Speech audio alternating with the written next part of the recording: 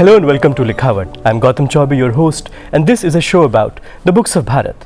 The book this week is The Master of Unfinished Things by Geet Chaturvedi, translated into English by Anita Gopalan.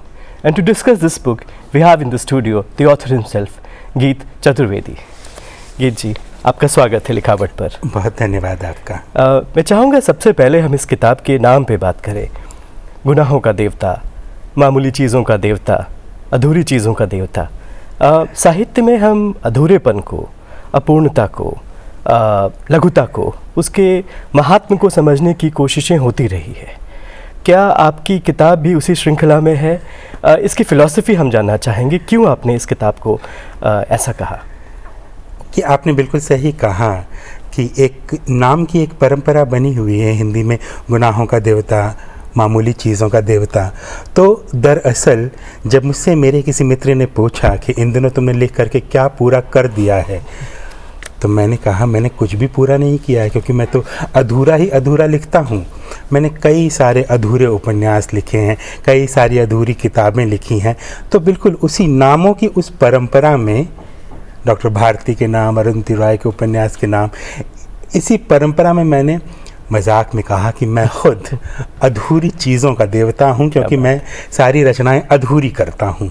और उसके बाद जब इस पर चिंतन शुरू हुआ तो मुझे लगा कि ये जो अधूरापन है, दरअसल ये किसी भी तरह के रचनाकार का जो उस पर गिरी हुई, ढली हुई नियति है, वो उसके साथ जुड़ जाता है। क्योंकि हम अमूमन अपनी रचनाओं में जिस जगह पे चलने की बात करते हैं, जैसे कोलंबस, वो निकला था भारत खोजने के लिए कि जाऊंगा इंडिया खोजूंगा, लेकिन वो कभी इंडिया तक पहुंच ही नहीं पाया। जिस जगह वो पहुंचा उसे उसने शुरुआत में इंडिया मान लिया। बिल्कुल वैसी ही यात्रा एक लेखक की होती है कि वो अपनी रचनाओं में जिस जगह को खोजने के लिए निकलता है, जिन चीज़ों को पाने के लिए निकलता है, वहाँ तक वो पहुँच नहीं पाता। तो एक अधूरापन, पूरा होने के भाव के साथ भी नथी अधूरापन उसकी रचनाओं में, उसके लेखकीय व्यक्तित्व में, उसके सांसारिक कृतित्व में कहीं न कहीं हमेशा जुड़ा हुआ रहता है। तो किताब के नाम की तो फिलॉसफी यहाँ से आई। और जब अंग्रेज़ी में इसे करना था तो हम इसका एक साधारण अनुवाद तो यही होता है, the God of incomplete things, लेकिन गॉड नहीं चाहिए, लॉर्ड नहीं चाहिए। तो जो मेरे अनुवादक हैं, जो कि बहुत ही अध्यवसायी हैं, अध्ययनशील हैं, अनीता गोपालन, बहुत सुचिंतित हैं, वो एक इस टर्म के साथ आई कि हम इसे क्यों ना the master of unfinished things कहें, कि जिससे कि जो अंदर निबंधों में आई हुई जो दार्शनिकता है, उसका भी कहीं न कहीं इससे निरूपण हो जाए। क्योंकि एक अलग किस्म का जो भाव है वो इस टाइटल के साथ में अंग्रेज़ी में आ जाता है। आपकी किताब में तीन मुख्यतः अंतर्धाराएं मुझे दिखती हैं: प्रेम, स्मृति और मृत्यु। स्मृति और मृत्यु पे हम बाद में आएंगे। आप प्रेम को अपने इस किताब में और अपने पूरे साहित्य में ढूंढते हैं, कई विधाओं में, कई भाषाओं में। और जब मैं आपको पढ़ रहा था तो मुझे अभिज्ञान शाकुंतलम याद आया, जिसमें अनुसूया और प्रियंवदा, उनको पता है कि देवी शकुंतला प्रेम में है। वो पता इसलिए है क्योंकि उन्होंने प्रेम की कहानियाँ पढ़ रखी है, और देवी शकुंतला पे वही लक्षण उन्हें नज़र आते हैं जो उन कहानियों में लक्षित थे। फिर वो शकुंतला जो है वो अपने अभिव्यक्त नहीं कर पाती हैं अपने विचारों को, तो उनसे कहती हैं कि तुम किसी फूल की पंखुड़ी पे अपने नाखून से कुछ लिखो और अपने भाव को व्यक्त करो। तो क्या प्रेम आपके साहित्य में एक लिटरेरी ट्रोप है? क्या एक साहित्यिक प्रेम है? सिमसिम में आप प्रेम को एक किताब ही कह देते हैं? प्रेम बिल्कुल मुझे संचालित करने वाला तत्व जो है अपने लेखकीय और कलात्मक जीवन में, वो प्रेम है। और सिर्फ मुझे ही नहीं, मुझे ऐसा लगता है कि संसार के तमाम कलाकारों को, तमाम लेखकों को प्रेम ही संचालित करता है। प्रेम जो है वो इस दुनिया को, मेरा मानना है कि प्रेम ही इस दुनिया को बचाता है। और सिर्फ प्रेम ही नहीं, क्योंकि प्रेम तो एक बार स्मृत हो जाता है, तो प्रेम की स्मृति भी हमें लगातार बचाए हुए रखती है। नेरुदा एक बहुत सुंदर बात कहा करते थे कि कवि या लेखक पक्षी की तरह उसके दो डैने होते हैं, एक डैना प्रेम कहलाता है, दूसरा डैना मृत्यु कहलाता है। आप प्रेम और मृत्यु के डैनों से, उन पंखों से उड़ते हुए अपने कलात्मक आखेट पर निकलते, अपने कलात्मक मंजिल तक पहुंचने का प्रयास करते हैं। तो प्रेम हमेशा से हमारी लेखक की ये संवेदनाओं को थोड़ा कोमल बनाता है। मैं तो कई बार अपने लिए कल्पना करता हूँ कि मैं एक ऐसा पक्षी हूँ जो रचनात्मकता के पानी में उतरता है, थोड़ी देर अपने पंख उसमें भीगाता है, थोड़ी सी अटखेलियाँ करता है, और जब वापस उड़ता है तो जैसे उस पक्षी के पंखों से पानी के छींटे उड़ते हैं, वैसे ही एक लेखक के तौर पर मेरे पंखों से प्रेम के छींटे उड़ने चाहिए। वो प्रेम के वो छींटे जो हैं वो रचनात्मकता में अलग अलग तरीके से उपन्यास में, कहानी में, कविता में, निबंध में हर तरह से व्यक्त होते रहते हैं। छींटे हैं सब। जी। ये किताब एक तरह से देखें तो स्मृति गद्य है, और आप स्मृतियों का जिक्र करते हैं बोर्हेस के हवाले से, कहते हैं कि मैं वे सभी किताबें हूँ जिन्हें मैंने पढ़ा है, वे सभी लोग हैं जिनसे मैं मिला हूँ, वे सभी स्त्रियाँ हैं जिनसे मैंने प्रेम किया है, और वे सभी शहर हूँ जहाँ मैं रहा हूँ। स्मृति का और कल्पना का आपके साहित्य में, आपके रचनाक्रम में क्या उसका स्थान है और क्यों ज़रूरी है? स्मृति एक बहुत अनिवार्य तत्व है। मुझे ऐसा लगता है, मेरा इस बात में गहरा विश्वास है कि संसार का सारा साहित्य, भले वो किसी भी विधा में आया हुआ हो, बोलने की विधा में आया हो, लिखने की विधा में आया हुआ हो, दरअसल स्मृति को ही संबोधित होता है। संसार का सारा साहित्य एक तरह से नॉस्टैल्जिया है, और स्मृति को ही संबोधित करने के लिए हम अन्य उपकरणों का प्रयोग करते हैं। तो मैंने अपने लिए एक फिलॉसफी, रचनात्मक दर्शन अपने लिए बनाया है, लेखकीय दर्शन, जो कि बरसों पहले बनाया था, बरसों की सोच के बाद, बरसों के अभ्यास के बाद, कि स्मृति, कल्पना, यथार्थ और स्वप्न, ये चार उपकरण हैं जिन्हें मैं अपनी रचनाओं में महत्वपूर्ण स्थान दूंगा, क्योंकि इन्हीं चार उपकरणों से मेरी रचना का विकास होगा, मेरी रचनाओं का संचालन होगा। तो मैं ये मानता हूँ कि साहित्य यानी एक किताब, इस किताब में प्रविष्ट होने के 3 रास्ते होते हैं।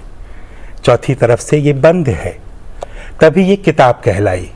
इस बाजू ने इसे पकड़ करके रखा हुआ है, अन्यथा ये कागज़ों का पुलिंदा कहलाती। किताब बनने के लिए इसने जिल्द इसमें लगी है। मैं ये मानता हूँ कि इस पुस्तक में प्रविष्ट होने का पहला रास्ता है ये, ऊपर से, ये है स्मृति का रास्ता। दूसरा रास्ता है ये है स्वप्न का रास्ता। तीसरा है ये है कल्पना का रास्ता। मैं जो कुछ लिखता हूँ वो मेरी स्मृतियों से संचालित है, मैं जो कुछ लिखता हूँ वो मेरे स्वप्नों से संचालित है, मेरी कल्पनाओं से संचालित है। मेरी स्मृति, स्वप्न और कल्पना को पकड़ने का काम करता है यथार्थ। स्मृति उच्छृंखल हो सकती है, कहीं भी जा सकती है, मैं उस पर नियंत्रण नहीं पा सकता। उस पर नियंत्रण पाने के लिए मैं यथार्थ में अपने पैर जमा करके रखता हूँ। कल्पना कहीं भी जा सकती है, कल्पनाओं का कोई और छोर नहीं होता। संसार का सारा साहित्य महान कल्पनाओं से भरा हुआ है, लेकिन उन कल्पनाओं की उड़ान को नियंत्रित करने के लिए हमें यथार्थ पर अपने पैर जमा के रखने होते हैं। ठीक वही चीज़ है स्वप्न के साथ भी। स्वप्न भी हमारा कोई नियंत्रण नहीं होता स्वप्न पे, लेकिन स्वप्न को जब रचनात्मकता में रूपांतरित किया जाता है, जैसे काफ्का ने एक स्वप्न देखा था बरसों पहले और बाद में वो मेटामॉर्फोसिस बन गया, या अज्ञेय जैसे अब लिखते हैं कि उन्होंने कई कविताएं तो इस तरह लिखी थी जो उनके स्वप्न में आती थी। उस स्वप्न को उन्होंने अगले दिन जेल में कविताओं में रूपांतरित कर दिया। तो स्वप्न पे भी हमारा कोई नियंत्रण नहीं होता, लेकिन स्वप्न को रचनात्मक रूप से नियंत्रित रखने के लिए हम यथार्थ में अपने पैर रखते हैं। तो ये जो 4 चीज़ें हैं, स्मृति, कल्पना, स्वप्न और यथार्थ, इन चारों उपकरणों का प्रयोग मैं अपने साहित्य में करने का पूरा प्रयास करता हूँ। इनफैक्ट मुझे याद आता है बारबरा सोलर मिलर, जिन्होंने कालिदास के नाटकों का अनुवाद अंग्रेज़ी में किया है, वो कालिदास के नाटकों को थिएटर ऑफ मेमोरी कहती हैं। बिल्कुल। जो तीसरी अंतर्धारा पे अब आते हैं, प्रेम और स्मृति की बात होगी, जो है मृत्यु। और मृत्यु कई बार इस किताब में दर्ज होती है। सबसे पहले भाग में एक बिल्ली की मृत्यु, प्रिय बिल्ली की मृत्यु के रूप में दर्ज होती है। आपके मराठी कवि मित्र भुजंग जी, उनकी मृत्यु के रूप में दर्ज होती है। पिता का मृत्यु होता है, बड़ी बहन की मृत्यु। क्या जगह है, क्या मृत्यु, और जो ये कई उदाहरण हैं मृत्यु के, कई इंस्टेंसेस हैं डेथ के, क्या ये किताब इन सब को जोड़ के अपना जीवन पाता है? क्या इस किताब की आत्मा इन सारे लोगों की आत्माओं से संचित है? हाँ, ऐसा कह सकते हैं। ऐसा कह सकते हैं कि ये मृत्यु की लिपि में लिखी गई जीवन की किताब है, या कहें मृत्यु के व्याकरण में रची गई। मृत्यु के साथ इसलिए एक गहरा संबंध बनता है क्योंकि मेरी रचनात्मकता को मेरे आरंभिक दिनों से ही मृत्यु ने एक दिशा दी थी। इस किताब में कई जगह पे उल्लेख है मेरी बड़ी बहन का। मेरी बड़ी बहन मुझसे 7-8 साल बड़ी थी, और जैसा कि बिल्लियाँ, कैट ईयर्स, उस निबंध में उल्लेख है कि उनकी काया बिल्कुल जर्जर हो चुकी थी। आखिरी दिन थे उनके 1993 की जनवरी थी, और 1992 और 1993, दिसंबर 1992, जनवरी 1993, मुंबई में उस समय दंगे हो रहे थे, बीच बीच में रुक रुक करके। मेरी बहन बहुत बीमार थी और उन्हें अस्पताल ले जाना था। मेरे पिता सुबह से कोशिश करते रहे कि उनके लिए एम्बुलेंस की व्यवस्था हो जाए, लेकिन वो एक ऐसा दिन था जिस दिन जैसे कि पूरी मुंबई की सड़कों पर खून बह रहा था, या मुंबई के ऊपर खून सवार था। दंगे उस दिन रुक ही नहीं रहे थे, तो एम्बुलेंस का इंतज़ाम हो नहीं पाया, और मेरी बड़ी बहन ने मेरी आँखों के सामने तड़पते हुए दम तोड़ दिया। मुझे वो उनकी आखिरी तड़प मेरी स्मृति में बिल्कुल अंकित है।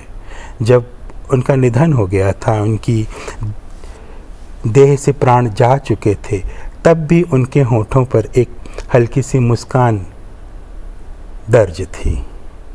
वो एक दृश्य जो है, मृत्यु का वो दृश्य, मुझे कभी भूलता नहीं है। और इसलिए भी नहीं भूलता कि मृत्यु से ठीक एक दिन पहले उन्होंने मुझे एक तोहफ़ा दिया था। उन्हें पता था, मैं उस समय 15 साल का था, और उन्हें इस बात का बखूबी अंदाज़ा था कि मैं कुछ लिखता हूँ। कुछ एक रचनाएं मेरी बच्चों की पत्रिकाओं में छप चुकी थीं, यहाँ वहाँ मेरी लिखावट देखने में आ जाती थी। मेरी बड़ी बहन को पता था कि मैं लिखता हूँ। तो मृत्यु से एक दिन पहले उन्होंने मुझे एक पेंसिल तोहफे में दी थी और कहा था कि अपनी कविताएं तुम इस पेंसिल से लिखना। जिस समय वो मुझे तोहफ़ा दे रही थी, उस समय बिल्कुल अंदाज़ा नहीं था मुझे कि अगले दिन वो हमारे बीच नहीं रहेंगी। मुझे नहीं पता था कि मेरी बड़ी बहन अमर हैं, और मुझे ये भी नहीं पता था कि जो पेंसिल वो मुझे तोहफे में दे के गई हैं, वो पेंसिल भी अमर नहीं है। मैं बहुत रोया उनकी मृत्यु के बाद, बहुत दुखी हुआ, बहुत उदास। 15 साल का बच्चा जिस तरह से विचलित हो सकता है, जिस तरह से टूट करके बिखर सकता है, मैं उस तरह से बिखरा। कुछ महीनों बाद जब मैंने होश संभाले और उस पेंसिल की याद मुझे आई, मैंने उस पेंसिल को शार्प किया, उस पेंसिल को उससे लिखना शुरू किया। और मैं अपनी दीदी की बातों में इस तरह से डूबा हुआ था कि मुझे अपनी सारी कविताएं इसी पेंसिल से लिखनी है, तो मैंने वो पेंसिल लिख लिख के ख़त्म कर दी। मैंने कहा ना, पेंसिल भी अमर नहीं होती, मनुष्य भी अमर नहीं होता। हर कुछ एक दिन जाकर ख़त्म हो जाता है, लेकिन फिर भी वो अधूरा बना रहता है।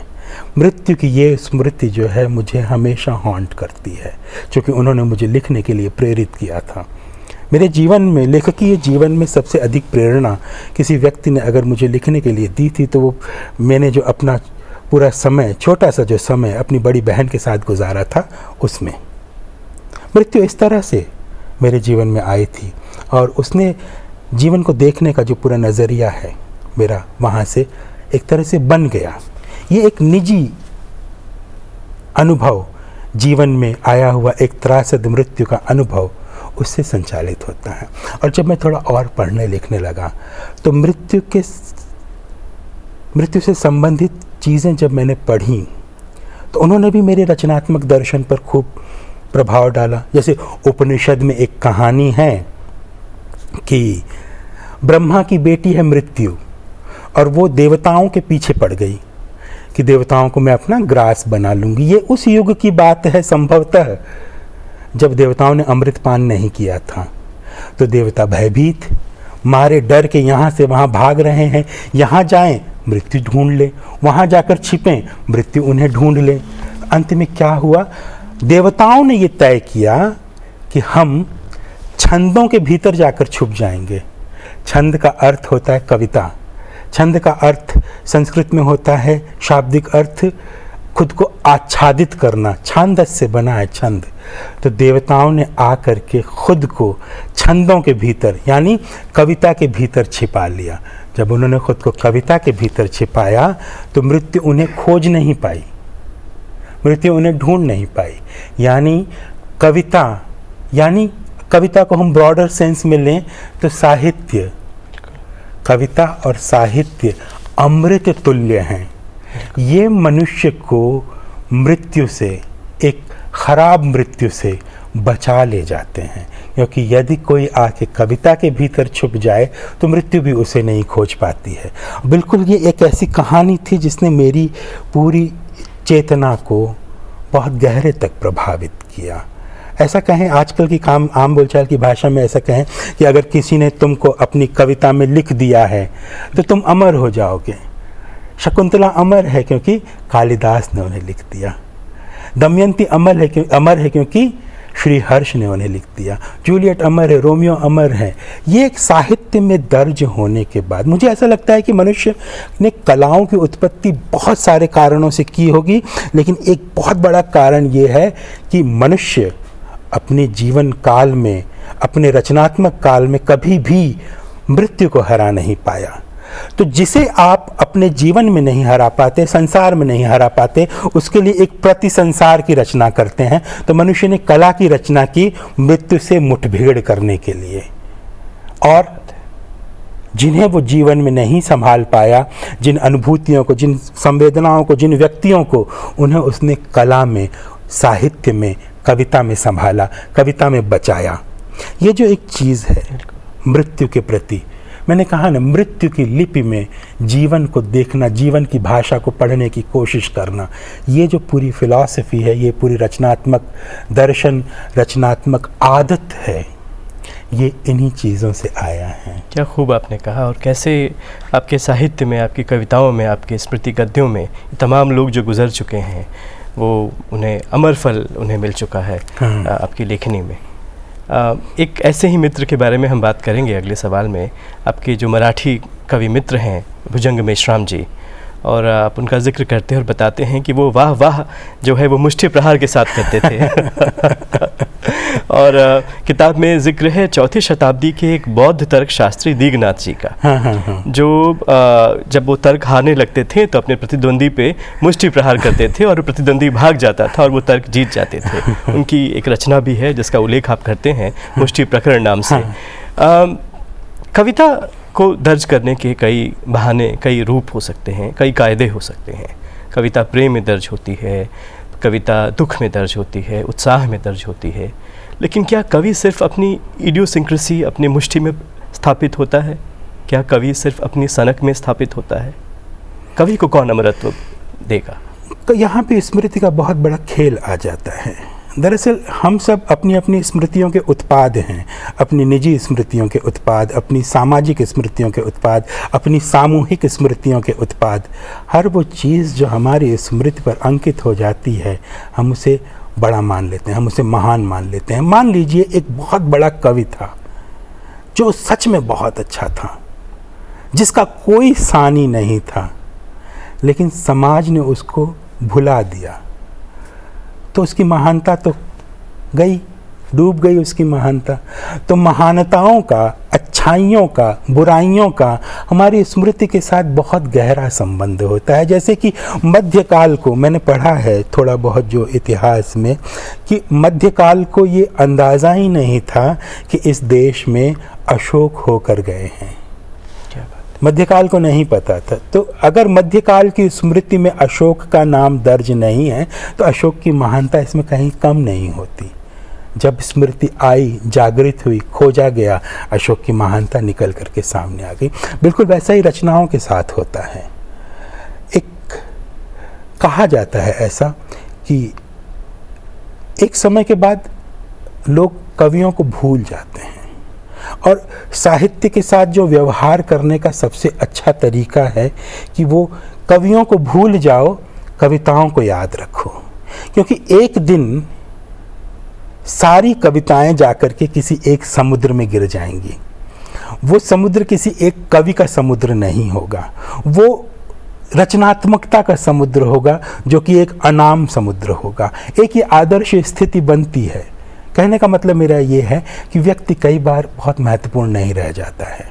कई बार ऐसा होता है इतिहास में, खासकर एक लंबे कालखंड में, कि क नाम वाले व्यक्ति की लिखी हुई रचना ख नाम वाले व्यक्ति के नाम पर प्रचलित हो जाती है।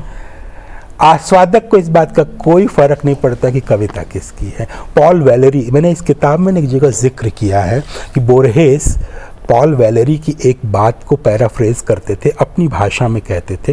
वो कुछ ऐसा वाक्य बनता है वो कि संसार की सारी कविताएं दरअसल अलग अलग नामों वाले एक ही आत्मा द्वारा लिखी गई हैं। तो अभिव्यक्ति का माध्यम अलग है, अभिव्यक्ति का नाम अलग हो सकता है, लेकिन अंततः जाकर के सब, मुझे ऐसा लगता है जैसे जैसे कहते थे ना कि ओविड की आत्मा का एक हिस्सा शेक्सपियर के भीतर रहता है, जैसे काफ्का की आत्मा का एक हिस्सा जो है बाद में इम्रे कर्तेश या थॉमस बर्नहार्ड के भीतर रहता हुआ हमको दिखाई देता है, या लास्लो कृष्णाहोरकाई के भीतर। वैसे ही कवि इसी तरह से अपने आने वाले कवियों के साथ लगातार गहराई से जुड़े हुए होते हैं। अगले दो सवाल मेरे आपकी आत्मा के बारे में है। आप कहीं लिखते हैं कि आप एक ऐसी महिला है, एक ऐसी लड़की है जिसके दो सरनेम हैं, गद्य और पद्य, और ये दोनों चूँकि एक ही आत्मा में स्थापित हैं, तो आप द्वैत और अद्वैत दोनों का बोध करते हैं, और आप ज़्यादातर गद्य में होते हैं, कभी कभी आप कविता में जाते हैं। तो ज़रा इस भेद के बारे में हमें बताइए, गद्य और पद्य में आपकी आत्मा किसे ज़्यादा स्वीकृत करती है? मेरी लेखकीय यात्रा का आरंभ जो है गद्य से हुआ था। कविताएं, मैंने शुरुआत में कविताएं नहीं लिखी थी, मैं कहानियाँ लिखता था, छोटी छोटी कहानियाँ लिखता था, और जो अपने विचार लिखता था, विचार की लिपि गद्य में होती है। विचार की विधा हमारे आरंभिक जीवन में या हमारे ज़्यादातर जीवन में विचार की विधा गद्य से बनती है। कविताएं तो बीच बीच में आती थीं। तो मैं ऐसा मानता हूँ कि आपके रचनात्मक आवास में कविता का आगमन एक अतिथि की तरह होता है। कविता आप पर नाजिल होती है, आप चल रहे होते हैं और अचानक एक पंक्ति आप तक आ जाती है। आप उसे सजा के, संभाल करके अपने घर में रख लेते हैं। गद्य के साथ ऐसा नहीं होता है। आप गद्य के दरवाजे पर बार बार दस्तक देते हैं, तब गद्य को आप साधते हैं, गद्य को लिखते हैं आप। कविता के दरवाजे पर दस्तक देने से कुछ नहीं मिलने वाला, क्योंकि कविता अपनी मर्जी से आएगी। तो ये बात मेरे मन में इस तरह से बनी हुई थी कि दो फ्लैट्स हैं, फ्लैट नंबर समझिए कि एक ये फ्लैट नंबर 1 और फ्लैट नंबर 2, और मैं जो हूँ गद्य के फ्लैट में रहता हूँ। गद्य जो है मेरा मायका है, मैं ज़्यादातर समय गद्य में रहता हूँ। कभी कभार जो प्रिय से मिलने के लिए पद्य वाले फ्लैट में, पद्य वाले कमरे में चला जाता हूँ।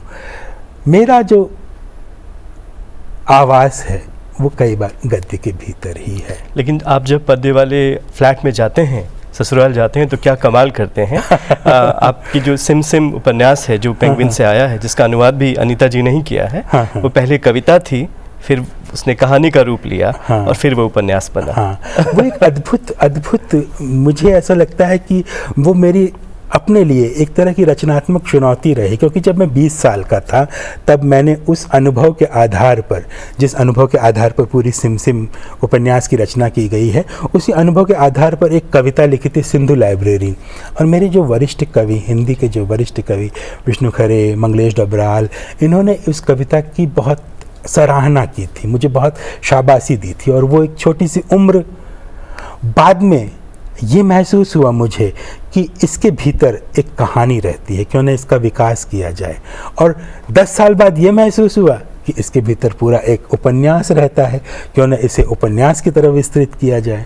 तो विनोद कुमार शुक्ल की एक पंक्ति है ना कि उपन्यास में पहले एक कविता रहती थी, तो मुझे लगता है कि वो सिमसिम पर पूरी तरह से फिट बैठती है कि उसके भीतर पहले एक कविता रहती थी जिसने कहानी के रूप में खुद को बदला, और फिर बाद में उसका रूपांतरण एक उपन्यास के रूप में हो गया। गीत जी, इस किताब में कई विधाएं दिखती हैं, कविता है, कुछ आपकी अनुदित कविताएं हैं, डायरी एंट्रीज़ हैं, कुछ निबंध हैं, इसमें कई साहित्यिक परंपराएं भी दिखती हैं। एंशिएंट लिटरेचर है, हमारा संस्कृत साहित्य है, वेस्टर्न कैनन भी आ जाता है, फिर कहीं से भ्रमण करते बुद्ध चले आते हैं। अपने आप में एक लाइब्रेरी जैसी लगी मुझे ये किताब। आप जो परंपरा में, जो साहित्य की जो परंपरा है, जिसे T S. Eliot traditional individual talent कहते हैं, टी.एस. एलियट, उस ट्रेडिशन में अपने इंडिविजुअल टैलेंट को आप कहाँ रखते हैं? और आपसे पहले जो लेखक आए उनमें से किस लेखक का सबसे ज़्यादा आप पे प्रभाव रहा? ये मैं इसलिए पूछ रहा हूँ क्योंकि कहीं आप लिखते हैं कि आपके मुंबई के ऑफिस में दीवार पर निर्मल वर्मा की एक फ़ोटो थी, जो आपके पीछे लगी थी, और किसी ने आपसे पूछा कि ये फ़ोटो पीछे क्यों है, तो आपने कहा कि आप हमेशा अपने प्रिय लेखक की निगरानी में काम करना चाहते हैं। वो हमेशा मुझे देखते रहें, पीछे से मुझ पर अपनी निगरानी बनाए रखें, ये मेरा भाव था। मुझे देखिए, जैसे इस किताब के एपिग्राफ में भी है, इस किताब के एपिग्राफ में 3 लेखकों का उद्धरण है। पहला उद्धरण है भरत मुनि नाट्य शास्त्र से, दूसरा उद्धरण है गालिब, तीसरा उद्धरण है नीट्शे। मैं अपनी परंपरा को इस तरह से देखता हूँ, मैं हिंदी का लेखक, हिंदी मेरी भाषा, किंतु मेरी परंपरा का एक बिंदु संस्कृत, प्राचीन संस्कृत साहित्य से शुरू होता है। भरत मुनि का कोटेशन यहाँ आता है। मेरी लेखकीय परंपरा का एक मध्यकालीन बिंदु मीर गालिब, अमीर खुसरो, कबीर, तुलसी, रहीम, रसखान से आता है, इसलिए गालिब का एक उदाहरण यहाँ पर है। मेरी जो तीसरी परंपरा है उसका संबंध उस वैश्विक साहित्य से है जिससे हम उनसे प्रभावित होते रहे हैं, हम उनके शेक्सपियर से प्रभावित होते रहे, उनका गेटे हमारे कालिदास से प्रभावित हुआ था। तो ये जो प्रभाव की, आवाजाही की, ये जो वैश्विक परंपरा है, उसके साथ भी मेरा जुड़ाव है। तो हिंदी के एक लेखक की परंपरा के 3 बिंदु हैं। संस्कृत है, उर्दू, मध्यकाल की उर्दू हिंदी है, और समकालीन वैश्विक जिसमें बहुत सारी भाषाएं आ जाती हैं, जर्मन, स्पेनिश, जापानीज, तमाम तरह की, उनके साथ एक रिश्ता है। तो ये जो सांसारिक लाइब्रेरी है, ये जो बड़ा पुस्तकालय है, वो सब कुछ मेरी परंपरा से जुड़ा हुआ है। हिंदी का लेखक तो हूँ, तो हिंदी की परंपरा तो है ही है, लेकिन संस्कृत, मध्यकालीन उर्दू और समकालीन वैश्विक भाषाएं, ये सारी की सारी एक साथ मिल जाती हैं। परंपरा ऐसे। किताब में एक और अंडरकरेंट है, वो एक शहर है, वो शहर मुंबई है, और लेखकों का, फिल्म मेकर्स का अपने शहरों के साथ बड़ा घनिष्ठ संबंध रहता है। वुडी एलन की याद आती है, जो मैनहट्टन की शुरुआत में जो ओपनिंग मोनोलॉग है, उसमें अपने शहर को परिभाषित करने की कई नाकाम कोशिशों के बाद फाइनली अपने शहर को अपने शब्दों में पिरो पाते हैं। आपकी साहित्य में मुंबई जो है वो आता जाता रहता है, किसी दोपहर में दूर से हवा पे आती जाती किसी धुन की तरह, या सागर की आती जाती लहरों की तरह। मुंबई की साहित्यिक परंपरा पे मैं चाहूँगा कि आप ज़रा हमें बताएं, प्रकाश डालें, और उसने आपको कैसे प्रभावित किया। हम अपने लिखे हुए में अपने भूगोल का भी संधान करते हैं। जैसे हम कहते हैं कि हम अपनी आत्मा का संधान कर रहे हैं, अपने जीवन का संधान कर रहे हैं। तो जिस भूगोल से हम आते हैं, चाहे हम गांव से आ रहे हैं, चाहे हम शहर से आ रहे हैं, उसका संधान करते हुए चलते हैं। मैं मुंबई से हूँ तो मुंबई का संधान उसमें होता है। मुझे हमेशा वो लेखक बहुत आकर्षित करते रहे हैं जिन्होंने शहरों को दूसरों के मुकाबले कुछ अलग नज़रिए से देखा। जैसे मुझे जेम्स जॉयस बहुत पसंद हैं, क्योंकि डबलिन को लेकर के जो उनका जो दृष्टिकोण है वो बिल्कुल अलग है, मुख्तलिफ है सबसे, और अद्भुत है। जैसे बनारस को लेकर कुछ लेखकों का है, जैसे मुंबई के संदर्भ में बात करें तो मुंबई जो है वो एक ऐसा शहर है जिसमें हज़ारों गांव छिपे हुए हैं, और मुंबई हर एक के लिए अलग है। साउथ मुंबई में बैठा हुआ जो लेखक है, जो अंग्रेज़ी भाषा में लिख रहा है, उसकी मुंबई अलग है। जो धारावी में बैठ करके लिख रहा है, मराठी भाषा में लिख रहा है, या मलयालम में लिख रहा है, या कन्नड़ में लिख रहा है, या हिंदी में, उसकी मुंबई अलग है। सबकी मुंबई अलग है। एक शहर कई सारे लेखकों को कई अपने अलग अलग रूप दिखाता है। निर्भर इस बात पे करता है कि लेखक किस जगह पे खड़ा हो करके उस शहर को देख रहा है। जैसे भाऊ उपाध्याय मराठी के एक बहुत बड़े लेखक हुए। भाऊ उपाध्याय, मराठी से बाहर बहुत कम लोग उनके बारे में बात करते हैं, क्योंकि उस तरह से अनुवाद वगैरह हो करके उनकी चीज़ें बाहर आई नहीं। मुझे ऐसा लगता है, मैं भाऊ उपाध्याय का मुरीद हूँ। इस तरह से जैसे कि भाऊ उपाध्याय की लिखी हुई बातें किसी मंत्र की तरह मेरे भीतर गूंजती रहती हैं। उस भाऊ उपाध्याय की मुंबई, जब मैंने अपने लेखकीय जीवन की शुरुआत की थी, भाऊ उपाध्याय की राड़ा, भाऊ उपाध्याय की बैतागवाड़ी, भाऊ उपाध्याय की वासुनाका, ये ऐसी रचनाएं, मुंबई से जुड़ी हुई तमाम भाषाओं का साहित्य हम ले लें, हिंदी ले लें, अंग्रेज़ी ले लें, गुजराती ले लें, मलयालम ले लें, जो कि मुंबई में लिखी जाती हैं, मुंबई में इन भाषाओं के लेखक रहते भी हैं। जिस तरह से भाऊ उपाध्याय ने मुंबई को पकड़ा है, मुंबई की सड़कों को, मुंबई की गलियों को, मुंबई के बोलचाल को, वो मुझे लगता है कि वो स्वप्निल है, वो अभीष्ट है, वो सड़क से बिल्कुल जुड़ा हुआ है। वो उस तरह का एक जो भौगोलिक जुड़ाव है वो मैं खोजने की कोशिश करता हूँ। और शहर अंततः होते क्या है? शहर दरअसल हमारे मन में बने हुए भूगोल होते हैं। हम जगहों को नहीं लिखते हैं, हम हमारे मन के भीतर बनी हुई उन जगहों की तस्वीर के बारे में लिख रहे होते हैं। बिल्कुल, क्या बात है। एक सवाल आपसे अनुवाद पे भी करना चाहूँगा, क्योंकि अनुवादक जो है वो पुल बनता है दो लिटरेरी कल्चर्स के बीच में, और आप खुद भी अनुवादक रहे हैं। कई किताबों की, कई कविताओं का अनुवाद आपने किया है, स्पेनिश से आप ट्रांसलेशन करते हैं, आपकी अपनी किताबें अनुदित होती हैं। क्या लगता है आपको अंग्रेज़ी अनुवाद के बारे में, और क्या संभावनाएं आपको दिखती हैं अंग्रेज़ी अनुवाद में? बिना अनुवाद के तो साहित्य में आवाजाही मुझे लगता है संभव ही नहीं है। साहित्य के इतिहास में जितना महत्व लेखकों का है, मुझे लगता है उतना ही महत्व अनुवादक का भी। एक छोटी सी कहानी पुरानी याद आती है कि कुमार जीव नाम के एक अनुवादक हुए, 4वीं शताब्दी में हुए, और उन्होंने बुद्धिस्ट, जितना उस समय का बौद्ध साहित्य था, उसका अनुवाद चीनी में किया, कश्मीर में बिठाया था। चीन के राजा ने उन्हें बिठा करके पूरा का पूरा एक असाइनमेंट दिया था कि ये सारी की सारी जो बुद्धिस्ट सूत्र हैं, इनका तुम चीनी भाषा में अनुवाद करो।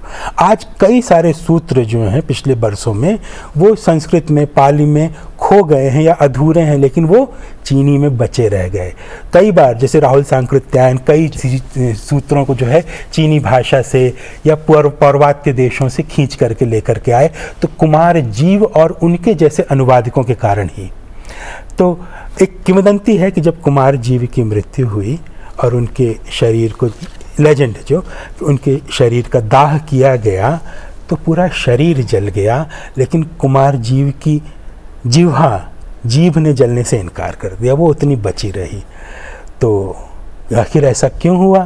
तो पता चला ये वही जिह्वा है जिस पर तमाम बौद्ध सूत्र उस जीवा पर बसे हुए थे। उस जीवा से बोल बोल करके वो उसका चीनी भाषा में अनुवाद करवाया करते थे। तो कहने का अर्थ ये, किंवदंती ये कहती है कि संसार का सारा साहित्य हो सकता है नष्ट हो जाए, लेकिन अगर अनुवाद हो गया है तो यहाँ से इस भाषा में नष्ट हो गया है तो उस भाषा में बचा रह जाएगा, उस भाषा से उस भाषा में बचा रह जाएगा। सत्य भले नष्ट हो गया है लेकिन सत्य का अनुवाद भी तो बचा रह सकता है। लेखक नष्ट हो गया है लेकिन अनुवादक की जीवा बची रह सकती है। किसी ने निर्मल वर्मा से पूछा था कि आपकी सबसे प्रिय कृति कौन सी है आपकी सारी कृतियों में, तो उन्होंने कहा था कि लेखक की सबसे प्रिय कृति भविष्य में होने वाली होती है और उसी के इंतज़ार में लेखक जीवित रहता है। तो आपकी कौन सी पसंदीदा कृति भविष्य में आने वाली है? किस अपूर्णता को पूर्ण करना चाह रहे हैं आप भविष्य में? क्या लिख रहे हैं इन दिनों आप? मैं जैसा कि है अपने नई किताब पर, नए उपन्यास पर काम कर रहा हूं और वो मुझे ऐसा लगता है कि इस साल के अंत तक वो आ जाएगी। गीत जी, हमें बेसब्री से इंतज़ार रहेगा आपकी अगली किताब का। हाँ। आपकी उस अपूर्णता का, उस अनफिनिश्ड बिजनेस का जो हमें पूर्ण करता है, हम पाठकों को, जिससे पूर्णता मिलती है, साहस मिलता है, प्रेम मिलता है, स्मृति का भाव समझ में आता है। आज आप हमारे साथ जुड़े, लिखावट के सेट पर आए और हमसे इतनी सारी बातें की। आपका बहुत बहुत शुक्रिया। बहुत धन्यवाद आपका भी। थैंक यू व्यूअर्स, मुझे उम्मीद है आज का एपिसोड आपको बहुत पसंद आया होगा और लिखावट की तरफ से मैं रेकमेंड करूंगा कि आप the master of unfinished things को पढ़ें, गीत चतुर्वेदी की किताबें पढ़ें और ख़ुद भी कुछ लिखें अपनी स्मृतियों से, अपने शहर को आधार बनाकर, अपनी किताबों को आधार बनाकर। आप देखते रहिए संसद टीवी। मैं हूँ आपका होस्ट गौतम चौबे। नमस्ते।